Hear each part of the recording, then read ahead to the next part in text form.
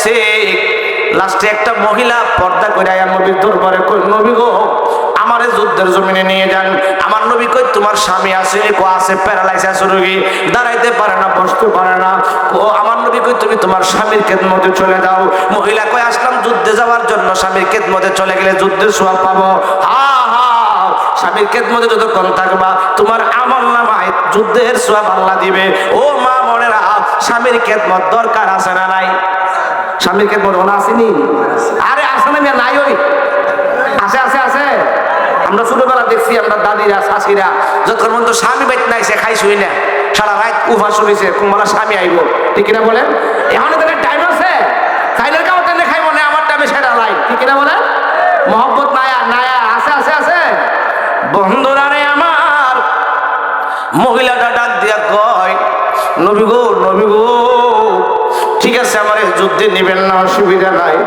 এবার তার ওড়নার ভিতর থেকে 6 মাসের একটা ছেলে সন্তান বাইর করে কয়, নবী গো উহুদের যুদ্ধের জন্য মদিনার সব মানুষ সহযোগিতা করছে, কেউ বাড়ি দিছে, ঘর দিছে, টাকা দিছে, পয়সা দিছে, আমার স্বামীও তো যাইতে পারলো না, কেউ যাইতে পারলো না, আমি গরিব, কিছু দেওয়ার মতন নাই, আমার ছেলেটারে আপনি আপনার সাথে যুদ্ধে লয়ে যান। আমার নবী কয়, মা তোমার সন্তানটা তো দাঁড়াইতে পারে না, বসতে পারে না, এর নিয়ে কি করব? তোমার সন্তানরে সাহাবীরা কুলে কুলে রাখতে গিয়ে যুদ্ধের ব্যাঘাত ঘটবে, তোমার সন্তানরে কুলে রাখবো না, যুদ্ধ করব। মহিলাটা ডাক দিয়া কয়, নবী গো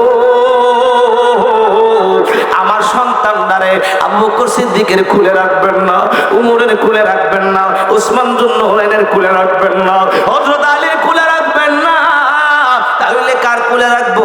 ইয়া রাসূলুল্লাহ আমার সন্তানটারে আপনার কুলে রাখবেন। মহিলাটা কয়, আপনার কুলে রাখবেন। আমার নবী কয়, মা তোমার সন্তানরে যদি আমার কুলে রাখি, আমারে তো কাফেররা তীর মারবে, তলোয়ার মারবে, পাথর মারবে, আমি কেমনে আঘাত ফিরাইব?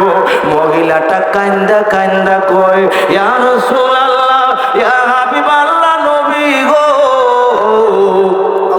আমি শুনেছি মক্কার মানুষ বদরের বদলা নেওয়ার জন্য আপনি নবীর দিকে তীর মারবে, আপনি নবীর উপরে পাথর মারবে, আপনি নবীর উপর তলোয়ার চালাবে, আমার সন্তানটারে আপনার কুল মোবারকে রাখবেন।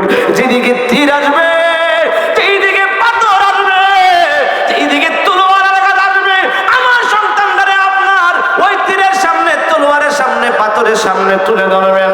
আমার সন্তানের শরীরে একটা হাড্ডির টুকরা, মাংসের টুকরা বাকি থাকতে যেন আপনি নূরের নবীর উপরে আঘাত না লাগে। জোরে বলেন আল্লাহু আকবার। আজান সাহাবীরা নবীর জন্য জীবন কুরবান করে দিয়েছে।